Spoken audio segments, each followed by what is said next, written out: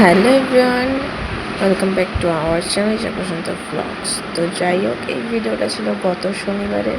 তো রেডি হয়ে নিয়েছি, কোথায় যাচ্ছি সেটাই তোমাদেরকে বলবো।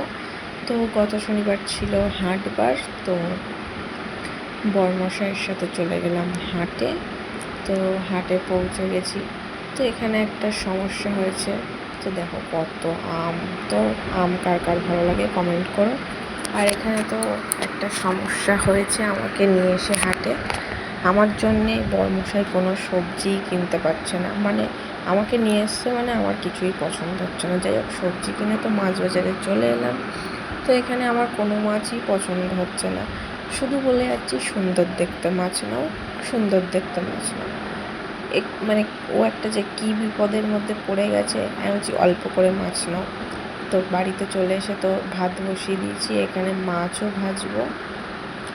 ওখানে বাইরে চলো দেখি বরমশাই কী করছে। বরমশাই তো এখানে আমাকে মাছ টাছ ধুয়ে দিল।